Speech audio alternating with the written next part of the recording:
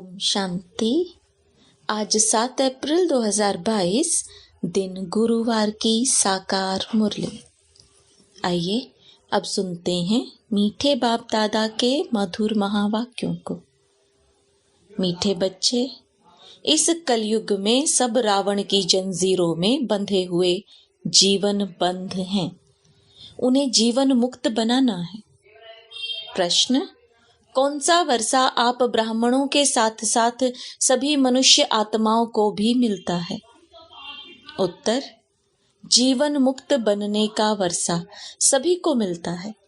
तुम ब्रह्मा की औलाद ब्राह्मण बनते हो, इसलिए तुम्हें 21 जन्मों के लिए जीवन मुक्ति का वर्षा मिलता है। बाकी सबको अपने अपने धर्म में पहले पहले जीवन मुक्ति अर्थात सुख फिर दुख मिलता है। हर एक आधा समय सुख और आधा समय दुख भोगते हैं। बाकी हर एक स्वर्ग के सुख नहीं भोग सकते। उसके लिए तो ब्राह्मण बनना पड़े, पाठशाला में शिक्षा लेनी पड़े, माया पर विजयी बनना पड़े। गीत: मुखड़ा देख ले प्राणी जरा दर्पण में। ओम शांति। यह किसने कहा? अपने दिल रूपी दर्पण में देखो कि कितने पाप हैं, कितने पुण्य हैं, अर्थात 5 विकारों पर कितनी जीत पहनी है। हम लायक बने हैं श्री नारायण को वरने, क्योंकि जीवन मुक्ति व स्वर्ग के मालिक तो राजा रानी भी बनते हैं, प्रजा भी बनती है। तो दर्पण में अपने को देखना है कि माँ बाप जितनी सेवा हम कर सकते हैं। यह सिर्फ तुम ब्राह्मण ही जानते हो कि यह कलयुग है और सब जीवन बंध में है। एक भी जीवन मुक्ति में नहीं है। तुम भी जीवन बंध में थे। अभी जीवन मुक्ति पाने के लिए बाप पुरुषार्थ कराते हैं। बाप ने समझाया है, इस समय सब मनुष्य मात्र जीवन बंध में है, क्योंकि है ही कलयुग। रावण की जंजीरों में बंधे हुए हैं। कलयुग है जीवन बंध, सतयुग है जीवन मुक्त। राम राज्य में यथा राजा रानी तथा प्रजा सब जीवन मुक्त हैं। रावण राज्य में जीवन बंध है, यथा राजा रानी तथा प्रजा। इस समय सब मनुष्य मात्र जीवन बंध में हैं, तमो प्रधान दुखी है। अब सबको सतो प्रधान में जाना है। सतो प्रधान शुरू होता है सतयुग में। हर एक आत्मा को अपना अपना पाठ बजाना है। आत्मा अपने अपने धर्म में जब आती है शांति धाम से, तो पहले पहले जीवन मुक्त है। सतयुग त्रेता में किसी को जीवन बंध नहीं कहेंगे, क्योंकि रावण राज्य ही नहीं। कलयुग में रावण राज्य है। सारी पृथ्वी पर जीवन बंध राज्य है। आदि सनातन देवी देवता धर्म का पहला नंबर जो है वह भी जीवन बंध में है। अब जीवन मुक्त बन रहा है।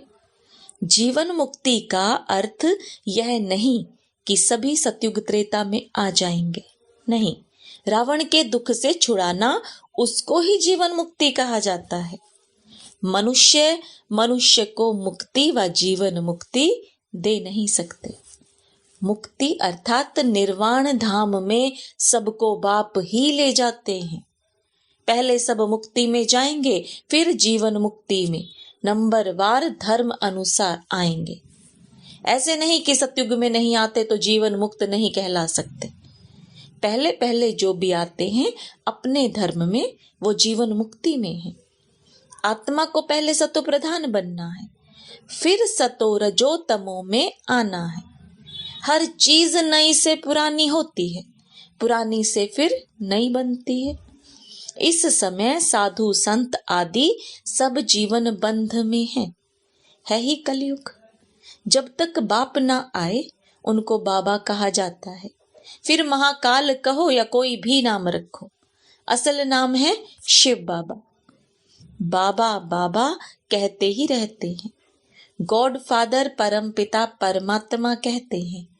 बाप समझाते हैं, मैं आकर बच्चों को मुक्ति जीवन मुक्ति दोनों ही देता हूँ। पहले पहले जो भी आएंगे जरूर सुख में आएंगे, फिर पीछे दुख में आना है। मुक्ति के बाद जीवन मुक्ति आती है, फिर पीछे है जीवन बंद। पहले पहले जरूर सुख में आना है। बाप सभी को सुख का वर्षा देते हैं, फिर कोई का एक जन्म भी सुख का होगा। आया थोड़ा सुख, पाया और मरा। उनका ड्रामा में इतना ही पार्ट है। वृद्धि तो मनुष्यों की होती ही रहती है, अब तक आते ही रहते हैं, जास्ती रहने वाले तो नहीं है। विनाश सामने खड़ा है। जो नए आएंगे फिर भल कलयुग में आए, परंतु आते ही दुख नहीं भोगेंगे। जरूर उनका कहाँ अच्छा ही मान होगा। मुक्ति धाम से हमेशा पहले जीवन मुक्ति में जाना होता है। माया के बंधन से मुक्त हो पहले सुख में उतरेंगे, फिर दुख में आएंगे। इस समय सब जड़ जड़ी भूत अवस्था को पाए हुए हैं। अपना सुख और दुख का पाठ बजाए सब मुक्ति और जीवन मुक्ति धाम में आएंगे। मुक्ति है ही वाया, जाएंगे फिर आएंगे जरूर। सारी दुनिया के मनुष्य मात्र जो जिस जिस धर्म में आए हैं वह फिर ऐसे ही आएंगे। जनक को भी जीवन मुक्ति मिली ना। ऐसे नहीं कि राजाई इस समय नहीं है, वह भी पिछाड़ी में आकर ज्ञान लेंगे जरूर। जीवन मुक्ति तो तुम सबको मिलती है, परंतु नंबरवार पुरुषार्थ अनुसार। और जो सब धर्म हैं उनके लिए फिर कहेंगे नंबरवार पुरुषार्थ अनुसार और धर्म अनुसार। जो भी देवी देवता धर्म वाले और धर्मों में चले गए हैं वह सब निकल आएंगे। सबको वापिस आना है, पहले ब्राह्मण बनना है।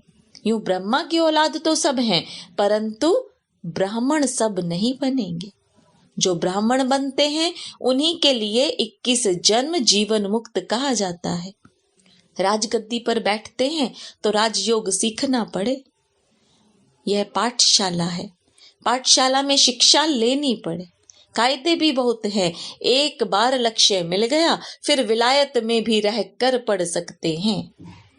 बरोबर हम शिव बाबा के बच्चे हैं। बाप से वर्षा जरूर लेना है। पत्र भी लिखते हैं, बाबा रावण का भूत सताता है, कभी काम का कभी क्रोध का हल्का नशा आ जाता है। बाप कहते हैं इन पर विजय पानी है। यह तुम्हारी लड़ाई है ही योग बल की।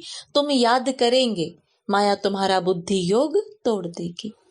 तो बाबा ने समझाया है जीवन मुक्ति सबको मिलनी है। इसका मतलब यह नहीं कि सब स्वर्ग में आएंगे। सभी चाहते हैं हमको मुक्ति चाहिए। समझो जो पिछाड़ी में आते हैं पाठ बजाने, तो बाकी इतना समय मुक्ति में होंगे ना। कितनी शांति मिल जाती है। 4500 वर्ष अथवा 4500 वर्ष शांति में रहते हैं। फिर उनका पाठ ही ऐसा है। हम फिर सुख और शांति दोनों में रहते हैं। ऐसे नहीं कि मनुष्य चाहें बस हमको उन जैसी ही शांति चाहिए, वहां बैठे ही रहे। कहने से नहीं मिल सकती। अनादि ड्रामा बना हुआ है, इसमें फर्क नहीं पड़ सकता है। शांति के शौकीन तो बहुत हैं।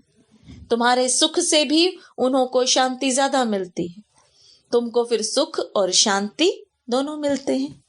यहाँ सुख है अल्पकाल का, शांति तो यहाँ होती नहीं।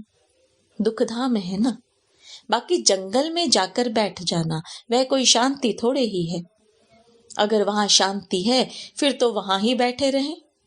फिर शहर में आकर इतने फ्लैट आदि क्यों बनाते हैं।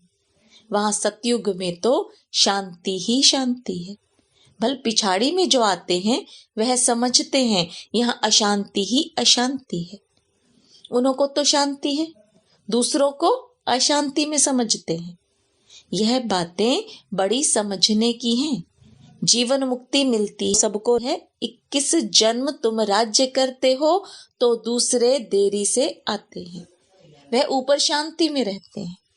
कोई सतयुग में अथवा त्रेता में पीछे आते हैं तो भी है तो शांति धाम में ना, वहां कोई दुख नहीं है। फिर नंबरवार आएंगे, हिसाब किताब भी है ना। मनुष्य समझते हैं कि साइंस बड़ी तीखी है। हम कहते हैं हमारी साइलेंस सबसे तीखी है। बाबा की याद से ही ताकत मिलती है। वह साइंस की ताकत से ऊपर चंद्रमा में जाने का पुरुषार्थ करते हैं। तुम तो एक सेकंड में सूर्य चांद से भी ऊपर चले जाते हो। मूल वतन सूक्ष्म वतन से ऊपर तो कुछ है ही नहीं।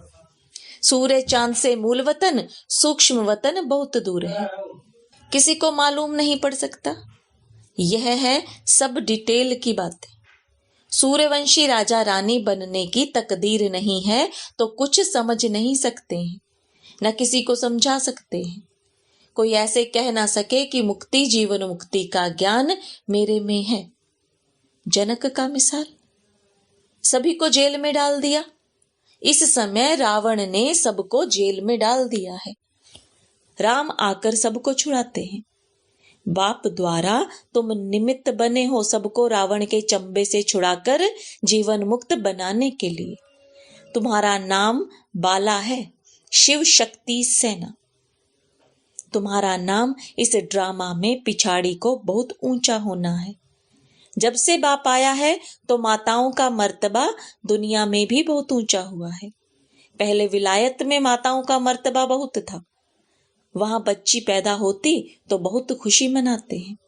यहाँ बच्ची पैदा होती है तो खटिया उल्टा कर देते हैं, बर्थडे भी नहीं मनाते। वैसे कन्याओं का कन्हैया गाया हुआ है। वास्तव में तुम सब कन्याएं हो। तुम्हारा यह नया जन्म है। बाकी पढ़ाई में नंबरवार है। आत्मा छोटी बड़ी नहीं होती, शरीर छोटा बड़ा होता है। कोई झट समझ जाते हैं, किसी की तकदीर में नहीं है तो समझ नहीं सकते हैं। जीवन मुक्ति और जीवन बंध, यह दोनों इस स्थूल वतन की ही बातें हैं। सतयुग से लेकर जीवन मुक्त होते हैं, फिर जीवन बंद होते हैं द्वापर में। अभी सुख को सब भूल गए हैं, दुख में पड़े हैं। ऐसा कोई है नहीं जो कहे कि हमने 21 जन्म सुख लिया है। अब रावण राज्य होने के कारण मूत पलीती हो गए हैं। वहां रावण राज्य ही नहीं तो मूत पलीती कैसे हो सकते हैं।